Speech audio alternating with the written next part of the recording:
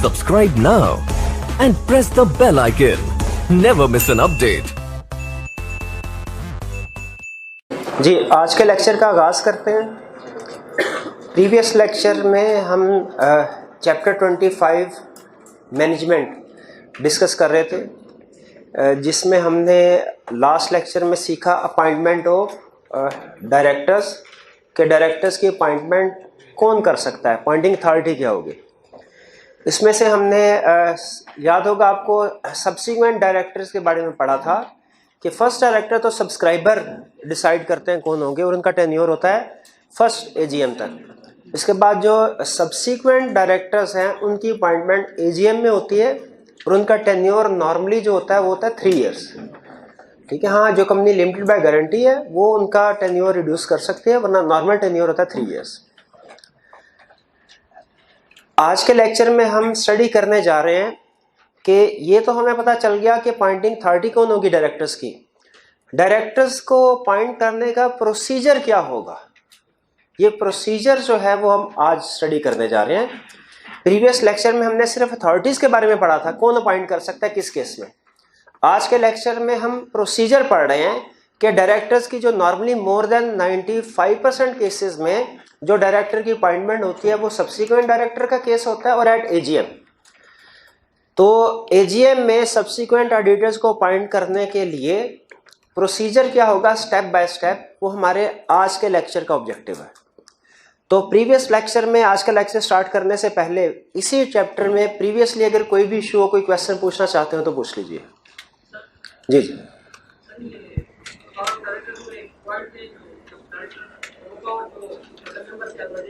जी जी जी जी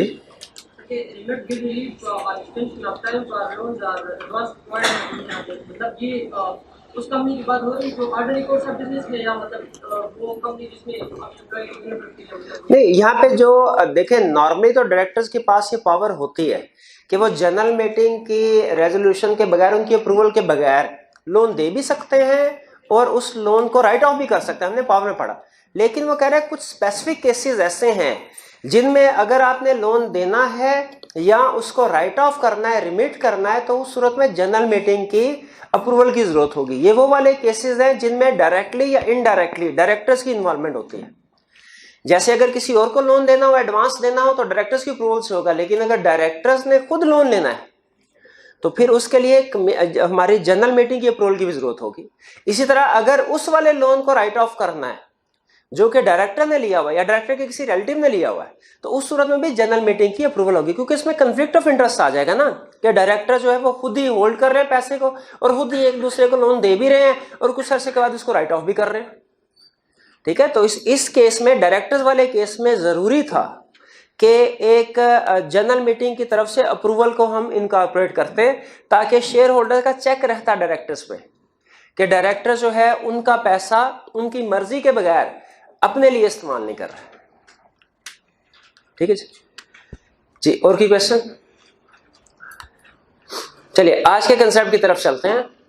आज का learning objective जहन में रखिएगा। क्या पढ़ रहे हैं हम कि जनरल मीटिंग में जो डायरेक्टर्स की अपॉइंटमेंट होगी उसका प्रोसीजर क्या होगा। ठीक है, ये हमारा जो कंसेप्ट है ये बेसिकली एक तरह से इसे हम क्या करते हैं, प्रोसीजरल कंसेप्ट, यानी इसमें स्टेप बाय स्टेप हमने सीखना है। अगर आप अटेंटिव होकर सुनते रहे तो जैसे जैसे सुनते जाएंगे कंसेप्ट समझ आता रहेगा आपको। स्टेप 1 के बाद स्टेप 2, स्टेप 2 के बाद स्टेप 3, ये सारा लॉजिकल सीक्वेंस में चलता है। तो सबसे पहले procedure for election of directors. Directors को जब हमने इलेक्ट करना है इसका प्रोसीजर क्या होगा। स्टेप 1 वो कह रहा है सबसे पहले जिस जनरल मीटिंग में डायरेक्टर्स को अपॉइंट करना है, इलेक्ट करना है, उस मीटिंग से पहले एग्जिस्टिंग डायरेक्टर डिसाइड करेंगे नेक्स्ट टर्म के लिए कितने डायरेक्टर्स होने चाहिए। क्योंकि देखिए डायरेक्टर्स शेयर होल्डर की निस्बत नोट कीजिए, डायरेक्टर्स को बेहतर अंदाजा होता है बिजनेस के बारे में कि किस डिपार्टमेंट में ट्रांजैक्शन का कितना लोड है और कितने इस पूरे बिजनेस को मैनेज करने के लिए कितने डायरेक्टर की जरूरत है। तो ये डायरेक्टर बेहतर पोजीशन में होते हैं मेंबर्स की निस्बत डिसाइड करने के लिए। इसलिए लॉ ने प्रायोरिटी दी, प्रेफरेंस दी डायरेक्टर्स को कि आप डिसाइड कीजिए कितने डायरेक्टर की जरूरत है। जैसे करंटली फर्ज कीजिए कंपनी के 15 डायरेक्टर्स हैं और वो समझते हैं नहीं 15 डायरेक्टर्स जो थे वो कम थे, काम ज्यादा था, तो नेक्स्ट टर्म के लिए 20 डायरेक्टर होने चाहिए। वो नेक्स्ट टर्म के लिए 20 डायरेक्टर भी डिसाइड कर सकते हैं और नेक्स्ट टर्म के लिए हो सकता है वो 10 डायरेक्टर भी डिसाइड कर लें, दोनों ऑप्शन है। तो डायरेक्टर जो एग्जिस्टिंग डायरेक्टर से मुराद वो डायरेक्टर जो रिटायर होंगे हमारे अपकमिंग एजीएम में। एग्जिस्टिंग डायरेक्टर डिसाइड करेंगे कि नेक्स्ट टर्म के लिए नंबर ऑफ डायरेक्टर्स क्या होनी चाहिए, और ये कब डिसाइड करेंगे, एजीएम से जिसमें इलेक्शन होना है उससे 35 डेज बिफोर। जब हम कंसेप्ट पढ़ते हुए अक्सर मैं 35 डेज, 21 डेज, 7 डेज, 14 डेज का वर्ड यूज करता हूं, तो याद रखिए इससे मुराद होता है एट लीस्ट 35 डेज बिफोर, यानी कम अज कम। इसका यह मतलब नहीं होता कि एग्जैक्ट 35 दिन पहले, ठीक है, इससे मुराद है कम अज कम, यानी हो सकता है 40 डेज 45 डेज बिफोर भी वो नंबर डिसाइड कर सकते हैं, लेकिन at least 35 days before AGM existing director decide करेंगे नेक्स्ट टर्म के लिए कितने डायरेक्टर्स की जरूरत है। हाँ, अगर शेयर होल्डर समझते हैं कि ये तादाद कम है तो जनरल मीटिंग में वो इस तादाद को नंबर को इंक्रीज भी कर सकते हैं, डिक्रीज भी कर सकते हैं। यानी लॉ ने पावर दी है चेंज करने की कि मेंबर्स, ये जो डायरेक्टर्स ने तादाद फिक्स की, इस नंबर को चेंज किया जा सकता है। कौन चेंज कर सकता है? मेंबर्स। कैसे? जनरल मीटिंग में। यानी जब हो सकता है 45 डेज बिफोर डायरेक्टर ने अनाउंस किया कि जी हमारे जो नेक्स्ट टर्म के लिए डायरेक्टर्स होंगे वो होंगे 20।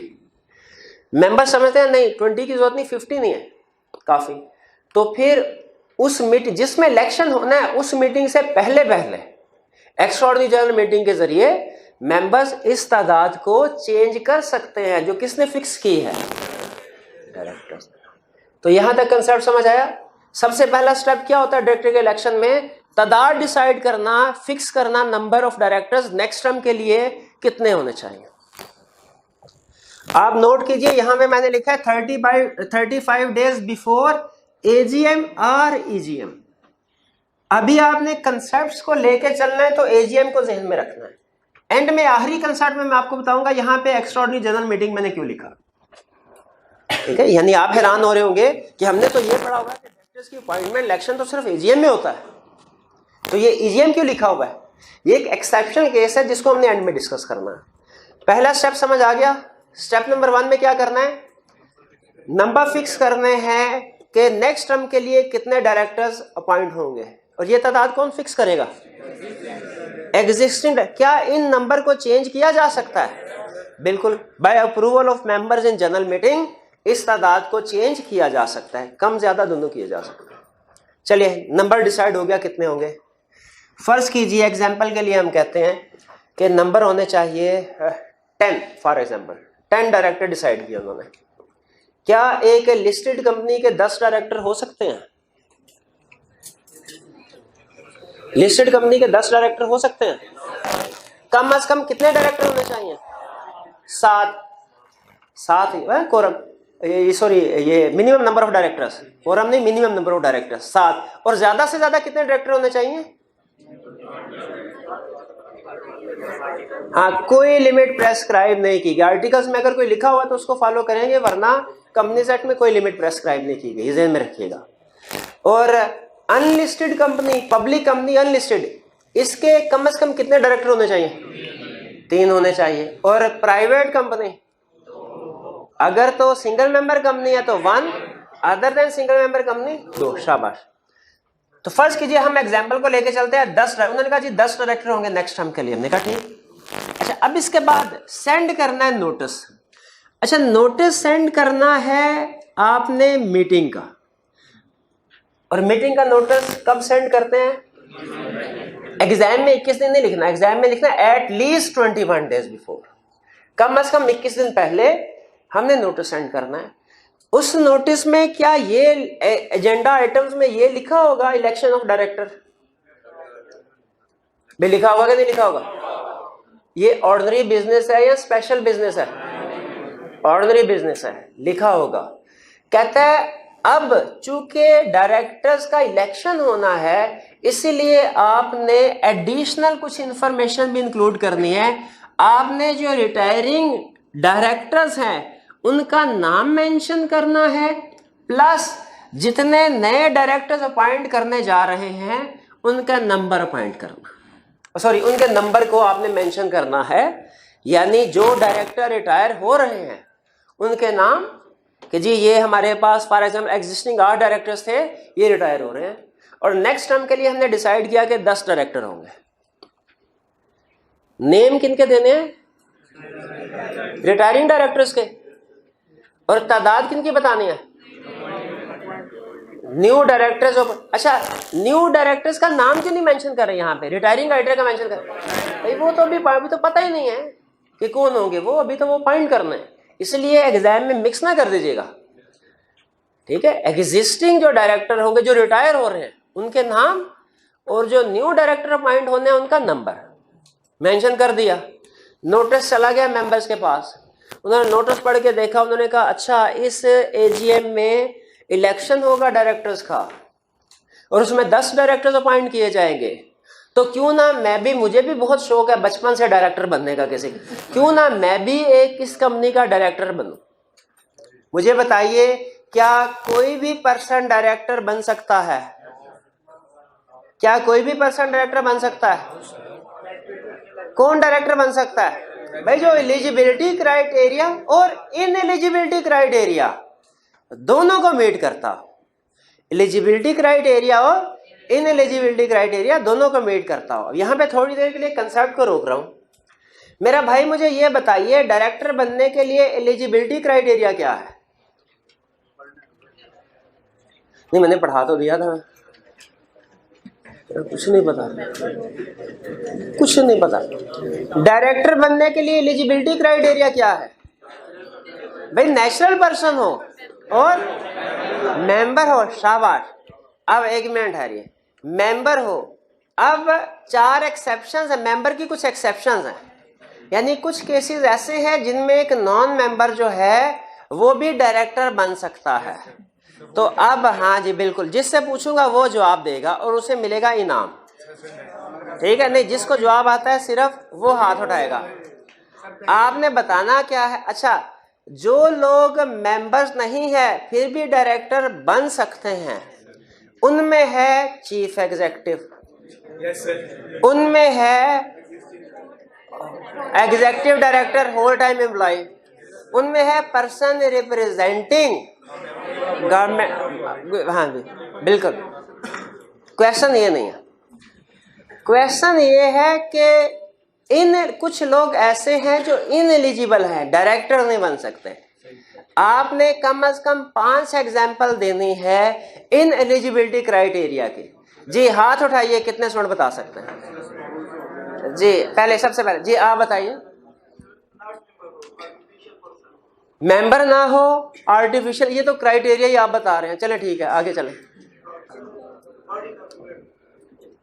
तो भैया बता दिया भैया आपने बॉडी कारपेट। अब आपने नीचे नहीं देखना, इधर मेरी तरफ देखते रहे। अब बताइए जी। नहीं भैया, ये आप भाई देख के बता रहे हैं जी। और जी आप नहीं अब आपने बताया जी मेरे भाई। आप जो माइनर ना हो वो इनएलिजिबल है भाई, जो माइनर हो वो इनएलिजिबल है भैया। जो माइनर ना हो वो, हाँ वो बन सकता है। मैं इनएलिजिबिलिटी क्राइटेरिया, अच्छा एग्जाम में सुन लें, इसी बात से मुझे एक बात याद आ गई। एग्जाम में अगर पूछता है हमसे एलिजिबिलिटी क्राइटेरिया, हमने सिर्फ एलिजिबिलिटी क्राइटेरिया बताना है। एग्जाम में अगर पूछता है इनएलिजिबिलिटी क्राइटेरिया तो सिर्फ वही बताना है, इसको मिक्स ना कर दीजिएगा, ठीक है। चलिए बताइए, आगे चले। वो बन सकता है, ऐसा ना दूसरे पॉइंट, ठीक है, वो दूसरे वो बता रहे हैं कि कौन बन सकता है, लेकिन आप आंसर को थोड़ा सा रीड्राफ्ट करें। मुझे बताइए जो इनएलिजिबल है। हाँ नहीं, जिस तरीके से मैं पूछना चाहता हूँ उसमें बता दें। नहीं बात सुने, कंसेप्ट सुन। जो माइनर हो, शाबाश। Person of unsound mind, undischarged insolvent, बंदे ने मतलब एप्लीकेशन दायर की हो मतलब और वो एक ही पॉइंट हो गया अनडिस्चार्ज सॉल्वेंट में। आगे नहीं आगे चलें इसको। जिसको मतलब कंपनी से किसी दूसरे प्रोविजन में मतलब हाँ, किसी दूसरी प्रोविजन में कंपनी एक्ट ने उसको डिस्क्वालीफाई कर दिया, शाबाश। एक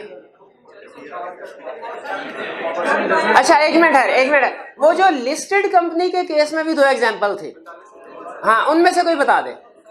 वो कोई डिफॉल्टर वाली थी, क्या थी?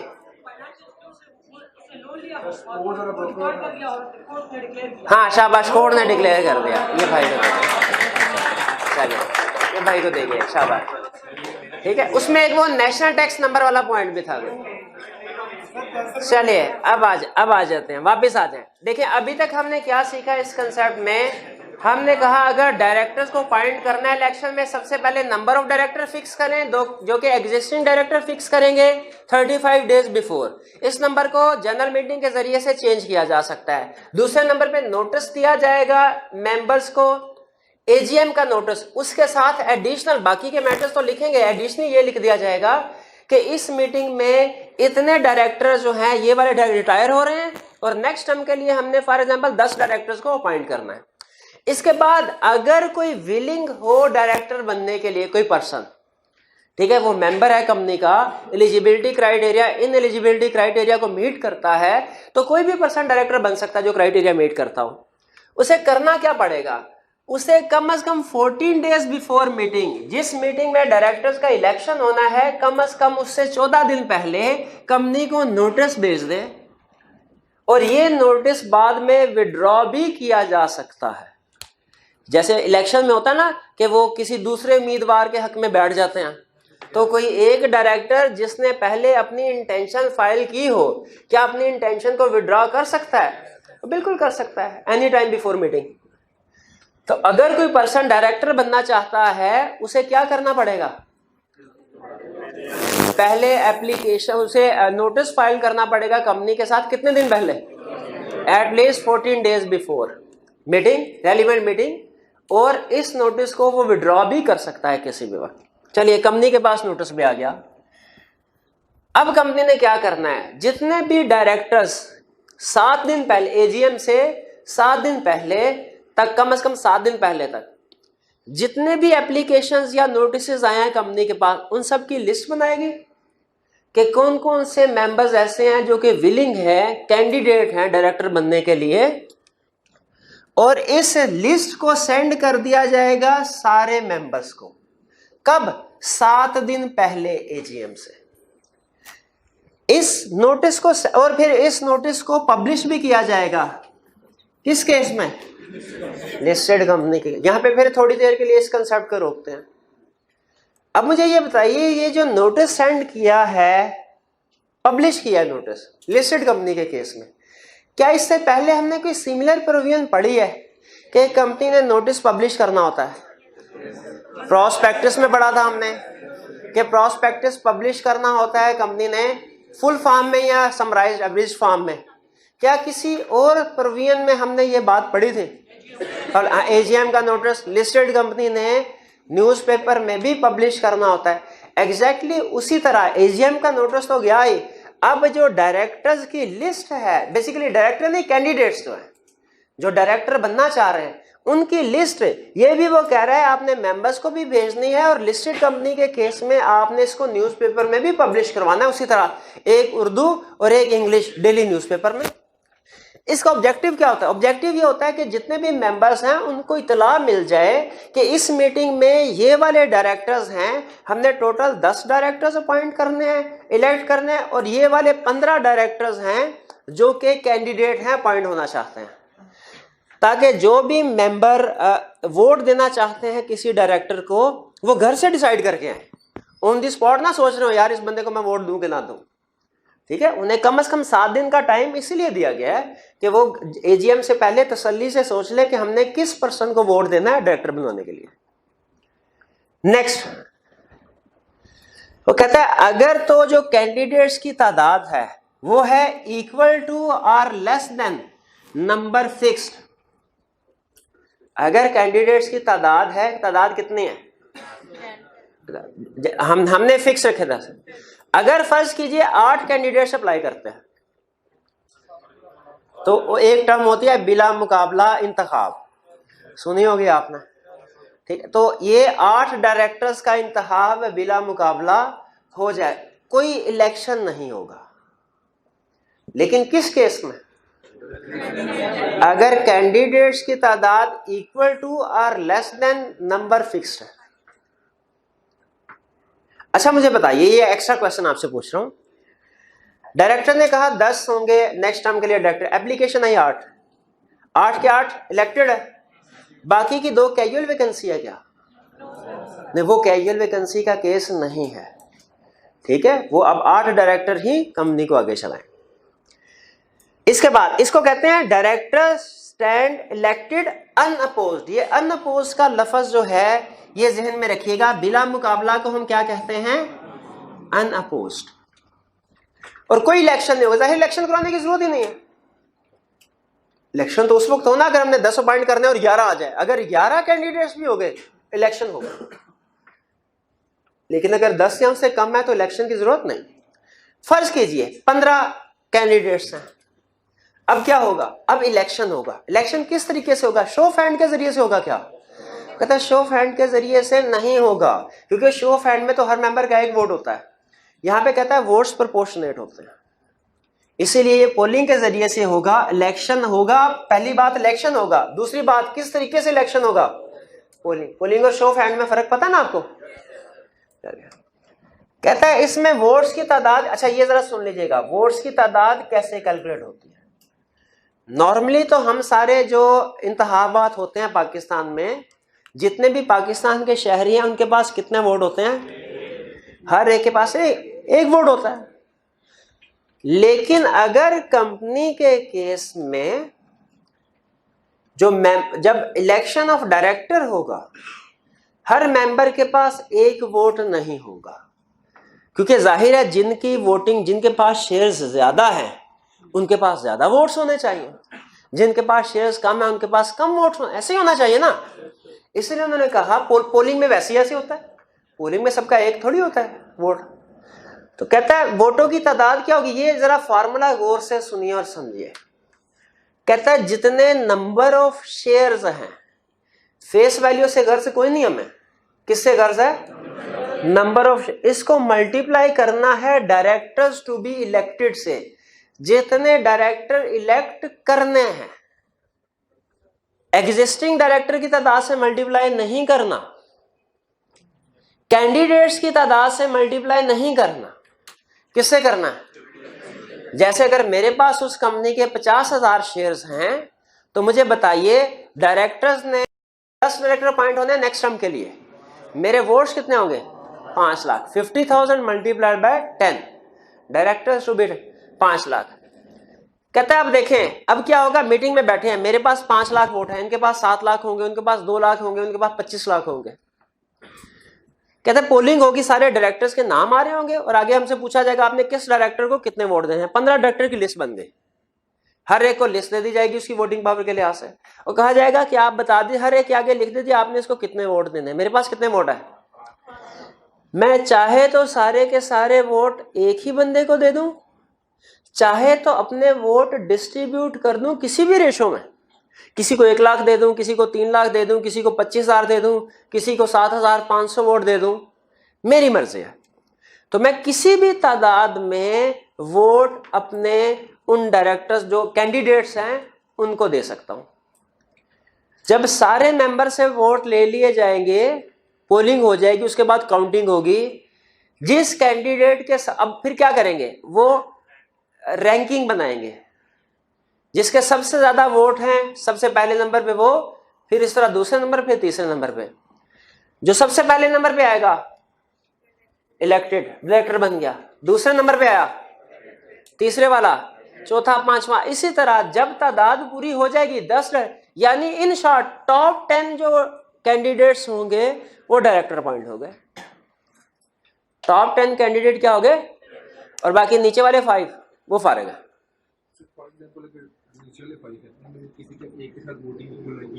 नीचे वाले हैं अगर किसी एक के साथ वोटिंग मैच हो जाती है तो कोई चक्कर नहीं, वो दोनों ही फारिग है। जी 10वें और अच्छा ये इसके बारे में लास्ट साइलेंट है कि 10वें और 11वें की अगर इक्वल हो जाए तो फिर क्या होगा। ठीक है, मेरा ख्याल है वो कुछ ना कुछ फार्मूला निकाला होगा उन्होंने। हाँ, फिर कहेंगे आ जाओ पुग लेते हैं जो जीत गया वो डायरेक्टर वैसे ही कह रहा मुझे पता नहीं। चलिए बाहर, अच्छा सुन लें, 10 डायरेक्टर अपॉइंट हो गए। इसमें 2 चीजें याद रखनी है आपने। टॉप 10 अपॉइंटेड, पहला रूल, पहले नंबर वाला डायरेक्टर और 10वें नंबर वाला डायरेक्टर, बताइए किसकी पावर ज्यादा होगी। दोनों की पावर सेम होगी, याद रखें। एक दफा इलेक्ट हो गए तो फिर नंबर ऑफ वोट से कोई फर्क नहीं पड़ता। लेकिन जो आखिरी डायरेक्टर इलेक्ट हुआ है इसके वोट्स को आपने जहन में रखना। जो आखिरी 10वां डायरेक्टर इलेक्ट हुआ है इसके वोट्स को आपने जहन में रखना है। इसको मैं कल यूज करूंगा, इस कंसेप्ट को आपको याद करवाऊंगा। वो जनरल मीटिंग में इलेक्शन हुआ था डायरेक्टर का, कहेंगे बिल्कुल हुआ था। मैं कहा टॉप 10 इलेक्ट हुए थे, बिल्कुल हुए थे। उसमें 10वें वाले के कितने वोट थे, जितने भी वोट थे। ठीक है, 10 फर्ज कर लीजिए हम 10वां जो कामयाब हुआ है हमारा डायरेक्टर, उसके वोट डिसाइड कर लेते हैं, 10 लाख कर लेते हैं, आसानी से याद रहेगा 10 लाख। तो 10 लाख वाला और जिसके 50 लाख वोट है वो दोनों एक बराबर। ठीक है, लेकिन जो डायरेक्टर मिनिमम नंबर के साथ क्वालिफाई किया उस तादाद को हमने जहन में रखना। अब आगे चलते हैं। इलेक्शन हो गया। अब इसके बाद वो कहता है जिन डायरेक्टर्स को आपने अपॉइंट कर लिया, इलेक्ट हो गए, आपने उनके नाम बताने हैं रजिस्ट्रार को। कब? With in 14 days of appointment. Appointment तो जाहिर है एजीएम में हो गई जब वो जीत गए। उसके 14 दिन के अंदर अंदर रजिस्ट्रार को इतला देनी है। सॉरी 15 लिखा हुआ है, चलें 15 कर लेते हैं। With in 15 days of appointment registrar को आपने इतला देनी है कि सर हमने इन डायरेक्टर्स को अपॉइंट कर लिया। क्लियर हो गया बात? चलिए अब जरा मुझे फिर से बताइए कि डायरेक्टर के इलेक्शन के प्रोसीजर क्या है। सबसे पहले क्या होता है, एग्जिस्टिंग डायरेक्टर तादाद फिक्स करते हैं। कब फिक्स करते हैं? मीटिंग से 35 दिन पहले, 35 days, at least 35 days before meeting. क्या इस तादाद को चेंज किया जा सकता है? कौन कर सकता है? जनरल मीटिंग के जरिए से। दूसरा स्टेप क्या है हमारा? नोटिस सेंड करना है हमने, मेंबर्स को सेंड करना है। कब नोटिस सेंड करना है भाई? वो जो एजीएम का नोटिस होता है उसके साथ ही अलग से नोटिस सेंड करने की क्या जरूरत है? उसमें जहां पे रूटीन के ऑर्डिनरी बिजनेस होते हैं वहां पे साथ आपने इलेक्शन ऑफ डायरेक्टर से रिलेटेड 2 बातें मेंशन करनी है। पहली बात क्या? Name of retiring director. दूसरी बात क्या? नंबर ऑफ डायरेक्टर्स जो कि टू बी अपॉइंटेड। तीसरे नंबर पे क्या करना है हमने? नोटिस। अब जो मेंबर जो डायरेक्टर बनना चाहता है वो अपनी इंटेंशन एप्लीकेशन जो है वो नोटिस कंपनी को सेंड कर दे कि सर मुझे कंसीडर कीजिए। कब ये सेंड करना है? 14 डेज बिफोर एलिमेंट मीटिंग। क्या इस नोटिस को विड्रॉ किया जा सकता है? किसी भी वक्त किया जा सकता है। अब कंपनी ने 7 दिन पहले जो फाइनल लिस्ट ऑफ कैंडिडेट्स होगी, एटलीस्ट 7 डेज बिफोर मीटिंग, वो किसको भिजवानी है? रजिस्ट्रार को? नहीं, मेंबर्स को भिजवानी है। और अगर लिस्टेड कंपनी का केस है तो पब्लिश करेगी कहा? उर्दू एंड इंग्लिश न्यूज़पेपर में। अब इसके बाद नोटिस, इंटेंशन भी फाइल होगी, नोटिस भी जो है वो लिस्ट ऑफ कैंडिडेट्स ये भी सेंड कर दी गई। अब अगर तो कैंडिडेट्स की तादाद जितने डायरेक्टर्स की फिक्स की थी हमने तादाद, उसके बराबर या कम है, क्या होगा? Stand elected. और लफ्ज क्या था? अनअपोज्ड। और अगर तादाद ज्यादा है, कैंडिडेट्स ज्यादा हैं, फिर क्या होगा? पोलिंग होगी। अच्छा, पोलिंग में नंबर ऑफ वोट्स कैसे डिसाइड होते हैं? Number of shares multiplied by number of directors to be appointed. ये फॉर्मूला याद रखना है आपने। फिर मेंबर अपने वोट्स क्या सारे के सारे एक ही मेंबर कैंडिडेट को देना लाजमी है या कि डिस्ट्रीब्यूट कर सकता है अपनी मर्जी के लिहाज से? जब सारे मेंबर ने वोट डिस्ट्रीब्यूट कर दिए इलेक्शन, तो कौन कौन सा कैंडिडेट सक्सेसफुल होगा? जिसके पास हाईएस्ट वोट होंगे वो इलेक्टेड। लेकिन जिस वक्त अपॉइंट हो गए तो जिस डायरेक्टर के पास हाई वोट है, जिसके पास लेस वोट्स हैं, दोनों इक्वल होंगे। अपॉइंटमेंट के बाद, और with in 15 days of appointment notice किस अथॉरिटी को देना है? रजिस्ट्रार को। यहां तक कंसेप्ट कोई प्रॉब्लम तो नहीं है? अच्छा आगे आपने दो अल्फाज में आपके सामने बोल रहा हूं, आपने दोनों में फर्क, आपने शायद सुना हो इनको, एक धांधली जी, इलेक्शन में धांधली नहीं सुना आपने? तो मुझे बताइए, अगर पाकिस्तान के इलेक्शन हो उनमें धांधली हो सकती है, डायरेक्टर्स के इलेक्शन में धांधली हो सकती है कि नहीं? हो सकती है। तो ये कंसेप्ट है हमारा धांधली वाला। और एक और लफ्ज आपने सुना होगा, जिमनी इलेक्शन। ये क्या होता है? हाँ, इसमें कहते हैं इलेक्शन सही हुआ था, लेकिन बाद में किसी वजह से कोई डायरेक्टर जो है वो फॉर एग्जाम्पल उसकी डेथ हो गई, तो गवर्नमेंट कह दे, जो कोर्ट कहता है कि चलो जिमनी इलेक्शन कराओ इसके, या किसी और रीजन की वजह से। जिमनी इलेक्शन में और धांधली में फर्क है, ठीक है? ये वैसे जनरल कंसेप्ट बता रहा हूं। यहां पे क्या कंसेप्ट है?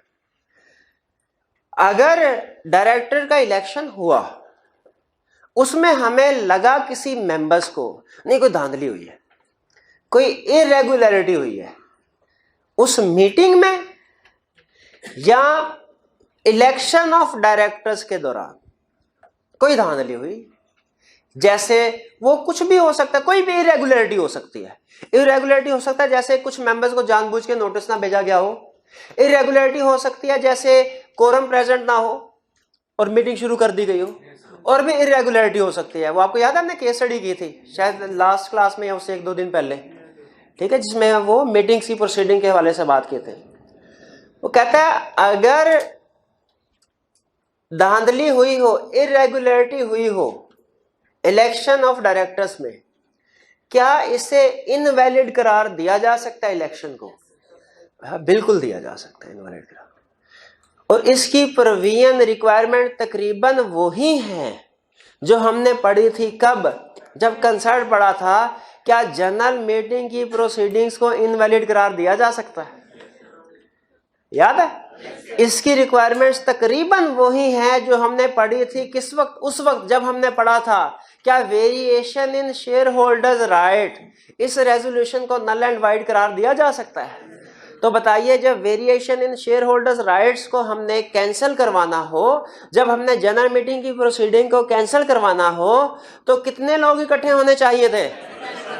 10%। देखें यहां भी 10% है कम अज कम।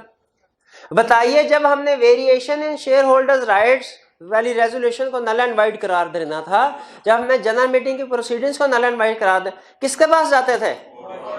कोर्ट के पास, ठीक है, अप्लाई टू कोर्ट। और कब जाते थे? शाबाश, विद इन 30 डेज। 30 डेज के बाद तो नहीं ना जाना, विद इन 30 डेज। और कुछ ना कुछ प्रूव करना पड़ता था कि कुछ नहीं प्रूव करना पड़ता था?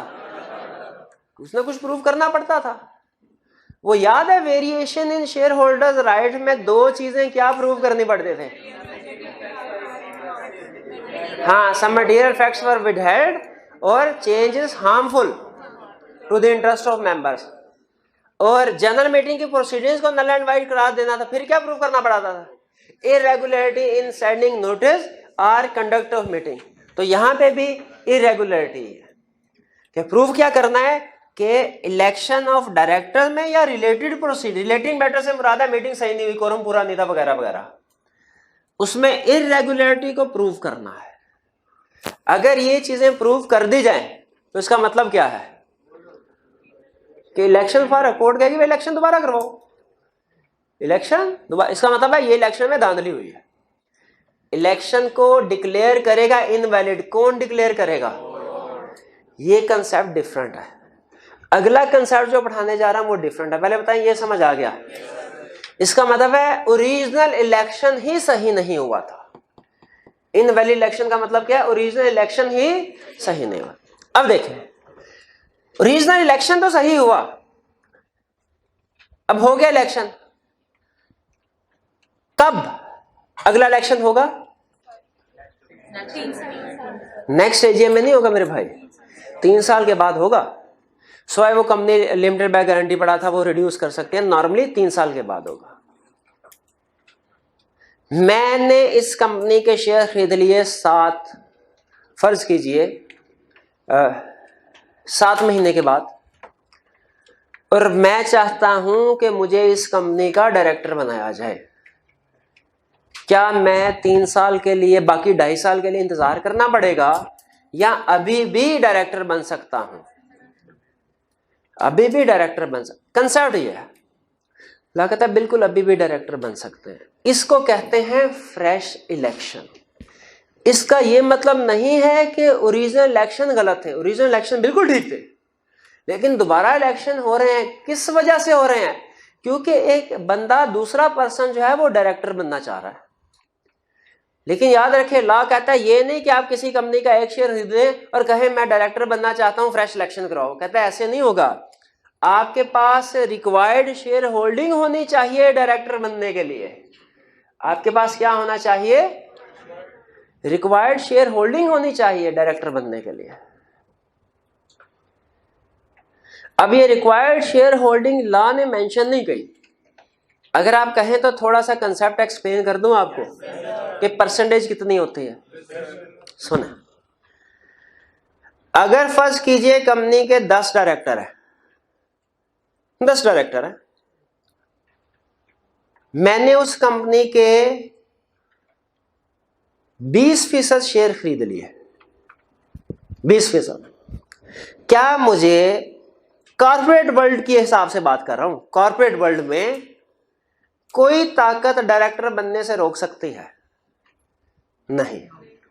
इसलिए अगर इलेक्शन हो, मुझे और कोई बंदा एक भी वोट ना दे, सिर्फ मेरे अपने वोट ही काफी हैं कि मैं कंफर्म मैं डायरेक्टर अपॉइंट हो जाऊंगा।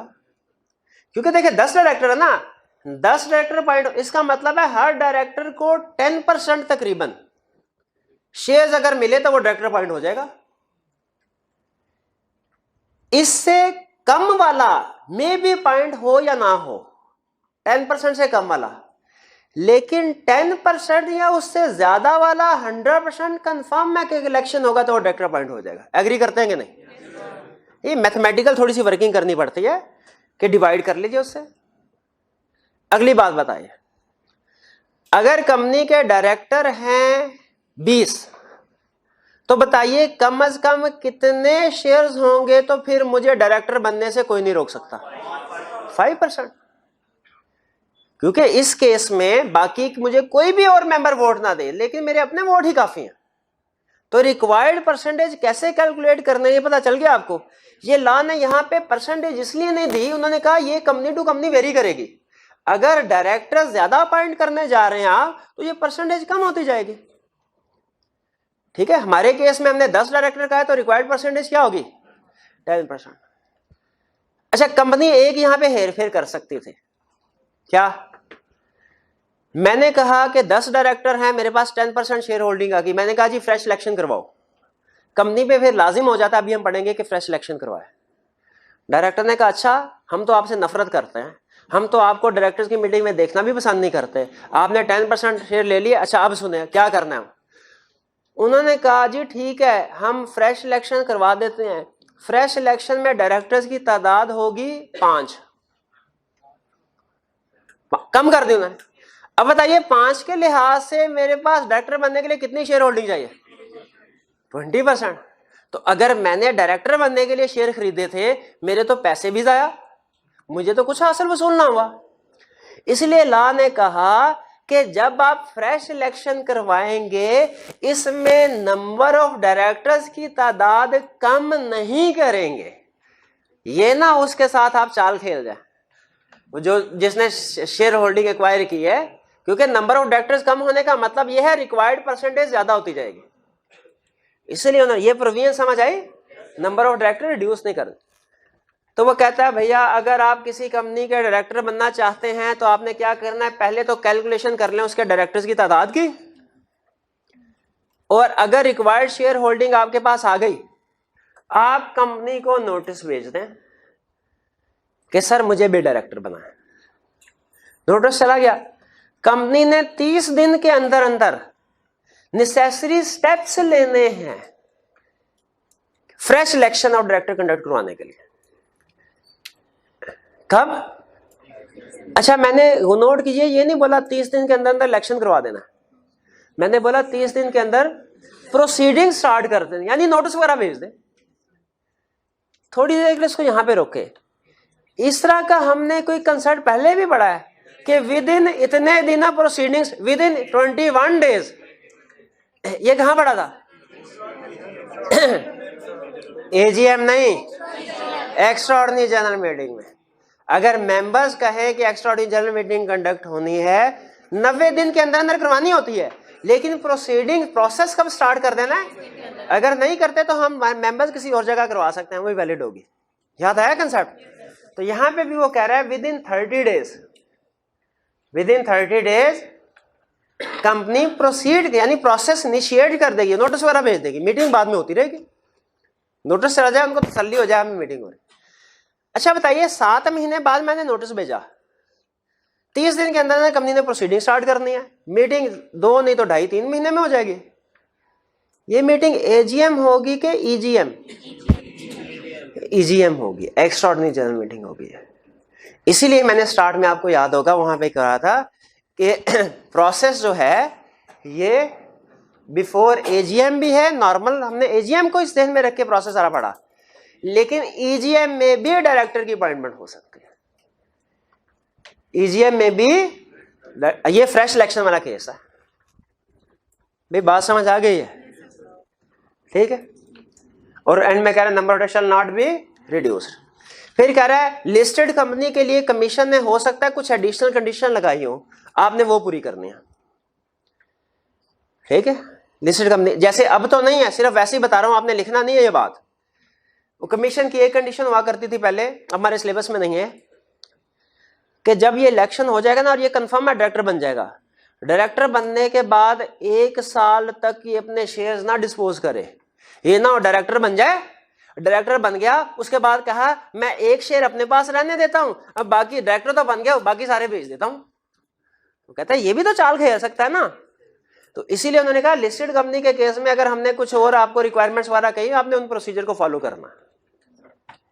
ये बात समझ आ गई? फिर से सुनिए, बताइए पूरा कंसेप्ट समझाओ कि इनवैलिड इलेक्शन और फ्रेश इलेक्शन वाला। इनवैलिड, सबसे पहले फर्क सुने, अभी छुट्टी नहीं हुई। इनवैलिड इलेक्शन और फ्रेश इलेक्शन में बेसिक पहले ये ध्यान में रखे, ये ना क्वेश्चन में इनवैलिड पूछे हम फ्रेश इलेक्शन बता दें। इसमें क्या होता है, ओरिजिनल मीटिंग में कोई डिफेक्ट है प्रोसीडिंग में, क्या जो इलेक्शन ऑफ डायरेक्टर्स है इनको इनवैलिड करार दिया जा सकता है? कौन इनवैलिड करार देगा? कंडीशंस क्या है? 10% वोटिंग, वही कंडीशन जो हमने share rights, variation rights of share holder पढ़ी थी, वही कंडीशन जो हमने मिड एजीएम की प्रोसीडिंग्स के लिए पढ़ी थी, invalid. 10% or more voting power members within 30 days of election, कहां जाए? कोर्ट में जाए, क्या प्रूव करे? इरेगुलरिटी। क्लियर? हाँ, फ्रेश इलेक्शन, ठीक है, यानी क्या डायरेक्टर्स का टेन्योर पूरा होने से पहले ही इलेक्शन ऑफ डायरेक्टर्स दोबारा करवाया जा सकता है? तो बिल्कुल करवाया जा सकता है। क्या कंडीशन है? मेंबर सबसे पहले रिक्वायर्ड शेयर होल्डिंग, जैसे में रखे रिक्वायर्ड परसेंटेज मेंशन नहीं की हुई, आप ना लिख दीजिएगा उधर कोई, आपने भी रिक्वायर्ड शेयर होल्डिंग, लेकिन जहन में पता हो कि रिक्वायर्ड शेयर होल्डिंग कैलकुलेट कैसे होती है। किसको अप्लाई करना है? कोर्ट को? कंपनी को अप्लाई करना है, कोर्ट को नहीं करना। उधर कोर्ट में को अप्लाई करना था, यहां कंपनी को अप्लाई करना। क्या कंपनी की ऑप्शन है या लाजमी है कि वो फ्रेश इलेक्शन करवाएगी? लाजमी है। और नंबर ऑफ डायरेक्टर को रिड्यूस भी नहीं कर सकती। लिस्टेड कंपनी के केस में हो सकता है कमीशन ने कुछ प्रोसीजर इलेक्शन के लिए बताया, उसको फॉलो करना है। आखिरी क्वेश्चन, अगर कंपनी को नोटिस गया विद इन 30 डेज उन्होंने कोई स्टेप नहीं लिया, डायरेक्टर्स है ना, उन्होंने कहा अच्छा हमें ही रिमूव कर रहे हो, कोई स्टेप्स नहीं लिया, क्या करें? कितने स्टूडेंट्स का ख्याल है कोर्ट के पास जाना चाहिए? कितनों का ख्याल है कमीशन के पास जाना चाहिए? शाबाश, कमीशन के पास जाना चाहिए, क्योंकि तरतीब के लिहाज से कंपनी में कोई इशू हो वो कमीशन के पास जाता है, कमीशन के पास भी इशू ना कोर्ट, फिर कोर्ट के पास जाता है। लेकिन कुछ मैटर डायरेक्ट कोर्ट के पास जाते हैं, कुछ मैटर्स जहां पे स्पेसिफिकली लॉ ने कह दिया डायरेक्ट कोर्ट के पास, वो हम डायरेक्ट जाते हैं। जैसे variation share holders right, direct court के पास गए। जनरल मीटिंग प्रोसीजर इनवैलिड करा दें, डायरेक्ट कोर्ट के पास गए। इलेक्शन ऑफ डायरेक्टर्स इनवैलिड करा देना है, डायरेक्ट कोर्ट के पास गए। लेकिन यहाँ पे फ्रेश इलेक्शन के लिए हमने कोर्ट के पास पहले कंपनी नहीं काम करती तो फिर कमीशन। जी कुछ समझ आया आपको? अभी नहीं समझ आया? देखिए, जब तक हमने पास्ट पेपर के क्वेश्चन नहीं किए, जब तक हमने केस स्टडीज नहीं की, याद रखे लॉ में कंफर्म में कुछ समझ नहीं आया तो अभी बैठ नहीं घर नहीं, अभी यहाँ पे घर कौन काम करता है? कोई काम नहीं करता, इधर ही बैठ जाए। नहीं भैया, इधर के 5 मिनट घर के आधे घंटे से ज्यादा अफजल है। तो बड़ा मजाक कर रहा हूँ मैं, अब बैठ जाए पढ़। तो अभी वैसे भी हमारे पास टाइम है 8 मिनट, तो वैसे ही है 3-4 मिनट ऊपर भी बैठना पड़ा तो कोई बात नहीं, पढ़ाई के लिए इतना तो हम सैक्रिफाइस कर ही सकते हैं। क्वेश्चन 12, क्वेश्चन मैंने सारे करवाने हैं आपको। Question 12, XYZ a listed company has decided to hold ordinary general meeting on April 30, 2010 for election of directors. Extraordinary general meeting में election of director हो सकता है क्या? हो सकता है कि नहीं हो सकता? इसका मतलब है फ्रेश, बता नहीं रहा, फ्रेश इलेक्शन वाला केस होगा। Next, correct, company has not yet determined the number of directors to be elected. Company ने भी फैसला नहीं किया कितने डायरेक्टर इलेक्ट होने। Explain the relevant rules for fixing the number of directors to be elected under the companies act 2017। इसके marks को काट दीजिए, ये पुराना क्वेश्चन है, तब रिक्वायरमेंट थोड़ी डिफरेंट होती थी। अब बताइए क्या रूल्स है? Number of director shall be fixed by existing director at least.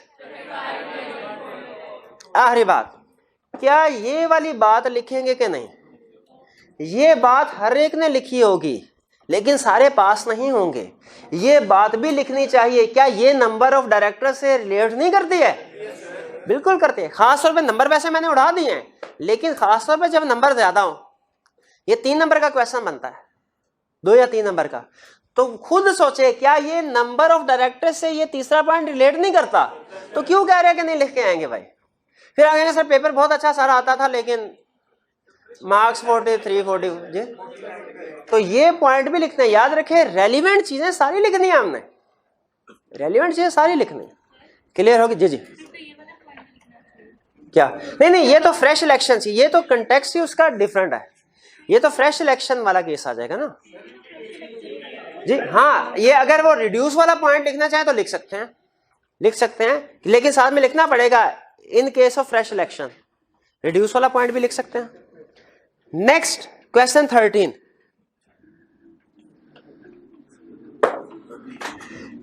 Annual general meeting of company scheduled to be held on December 31st and the notice has been sent to the members and published in the newspaper on 1st December 19। 21 दिन, हाँ ठीक है, 31 नहीं तो उसे 30 दिन पहले भेज दिया, एटलीस्ट 21। शाबाश। The agenda beside other item also include election of 7 directors.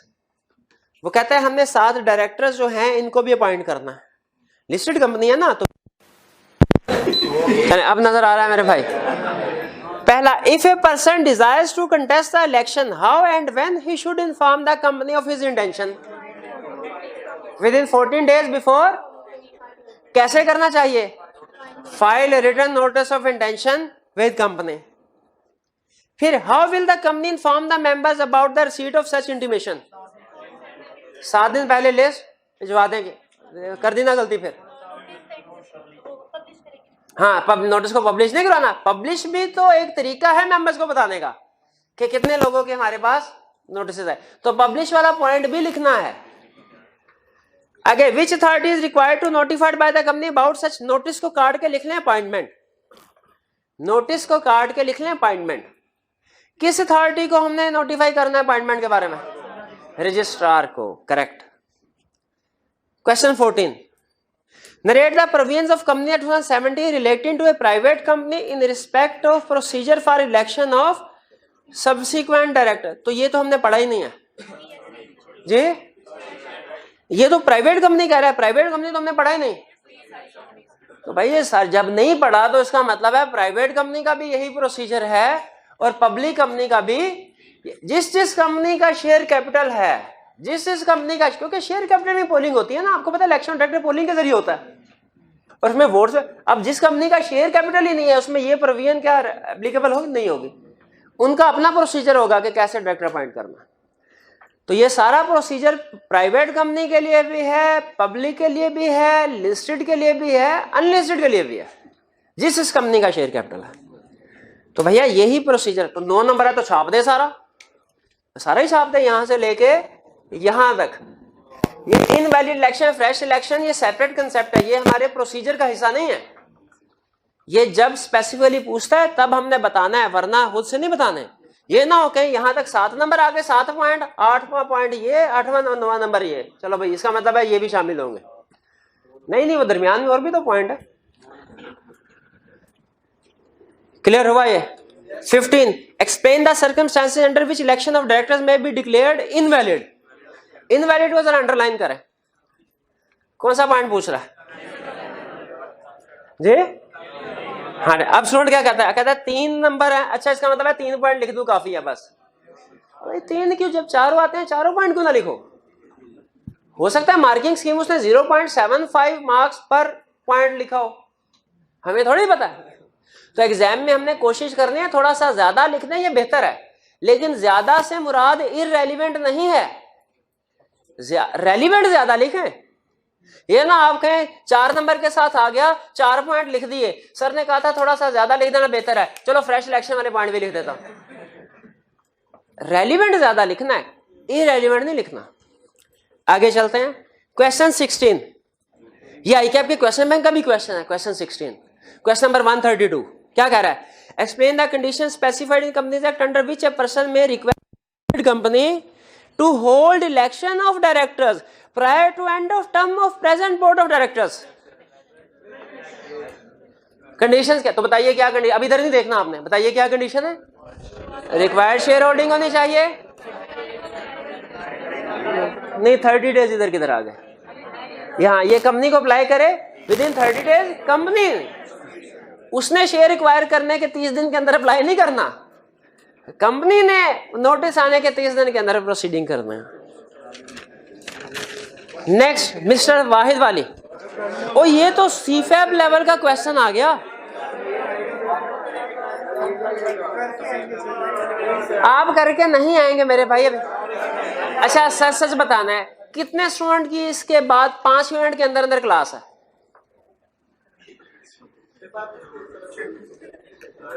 अच्छा अभी मैं आपको ये मैं निशान लगा रहा हूं, कल हमने यहीं से डिस्कशन शुरू करने हैं। अगर आप पढ़ के आए हुए घर से तो आइंदा मैं आपको फिर इसका मतलब है आपकी होम असाइनमेंट के तौर पे क्वेश्चन दे दिया करूँगा। अगर नहीं पढ़ के आए हुए तो फिर क्लास में डिस्कशन करवानी है मैंने, और केस स्टडी तो कंफर्म है डिस्कस होगा ही, ठीक है? ये 17 और 18 और 19 आपने घर से, और केस स्टडी भी करके आइएगा। चलिए यहाँ